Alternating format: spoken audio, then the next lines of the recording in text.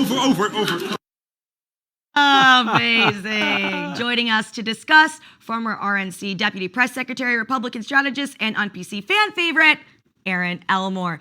That makes sense, right? Because it's so, the knee-jerk thing to just shake hands. Right. Felt like after he shook the hand, he kept touching the guy like I know. five. He grabbed him. He wanted to hug and kiss him. Yes, and you know what, Kat? You'll appreciate this. It's almost like when a girl tells a guy she loves him too fast, and then she overcompensates by being like, oh my God, I love flowers. I love shoes. I love lamps. French fries. French fries. Yeah. You want to just keep saying love just so you don't look like you're the crazy psycho. I won't know anything about that, but that's what it felt like. That's really what it felt like. It was, oh my God, I touched you. And they kept touching him more. Well, he doubled down on the touching. He had just given a speech that said, we now have a national policy of not shaking hands. And then he turned to the guy next to him and shook his hand. I mean, makes it's sense. remarkable. It makes sense, though, because he's probably, focused on the speech, and you keep focused on that, and then you stop focus, and you don't think in that moment like, okay, it's over, focus time's over. What do you normally do? It's like almost like muscle memory reflex to shake someone's hand. Right. Or President was talking about this, right? Like, couldn't you just hold on? I brought a little something that I would advise. So here's what I've been doing: 2 things to keep safe.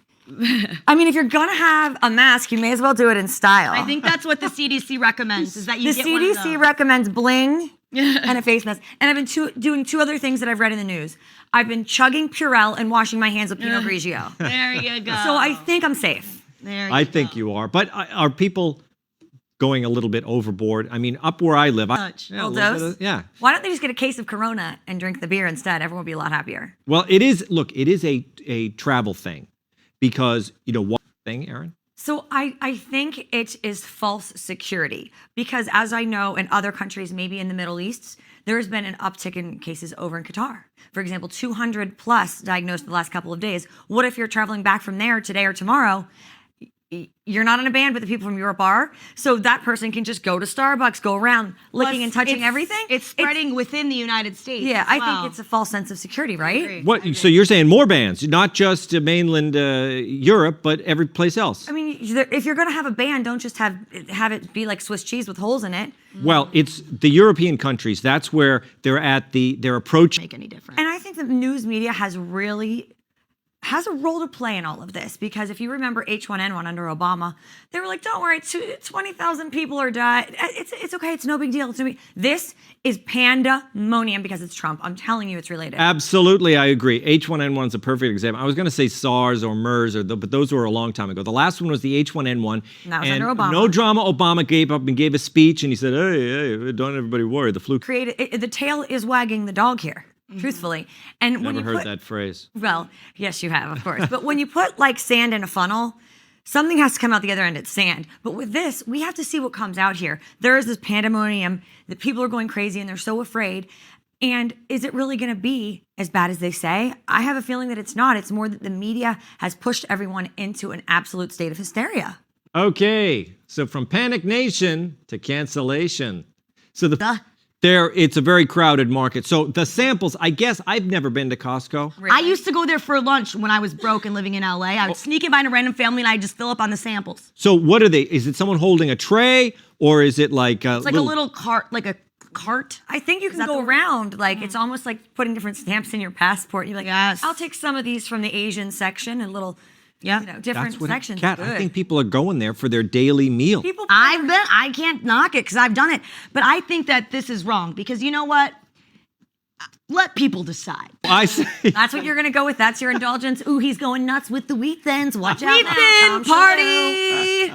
Wheat thin. So here's the issue for me. This is all fine. I get it. Hopefully it'll be temporary. But all the small businesses that are struggling right now, let's talk about restaurants, for example. Yes. Hopefully the president's going to make this all right. There's going to be tax fixes, if you will. If they take away my bottomless mimosas, this suburban housewife mom is gonna get arrested. So wait a minute, bottomless mimosas. So you mean what if that's next? This is a slippery slope. You go to an establishment where they never end. You can just keep having mimosas. Sometimes there's like a 2-hour limit. Come on, Tom. I'll bring you to one. We can do a video. Yes, it's not my style. It's not your style. Boozed up on bottomless mimosas with Tom Shalhoub. I've noticed. Eat his wheat thins. It'll be a crazy day. Look, the rallies, the concerts, obviously the NBA canceled games. These big, huge venues are canceling things, but I've noticed the small places. True. I just saw that a nightclub impresario in Miami just closed all of his nightclubs. So what are the club kids gonna do now? Oh no, they're gonna have to take a nap. Yeah. All right. Well, from Costco's loss to These I people- still have this. I've almost 5 years now. Same job. It's unbelievable. Put that participation trophy that they got away. Get out of your safe space.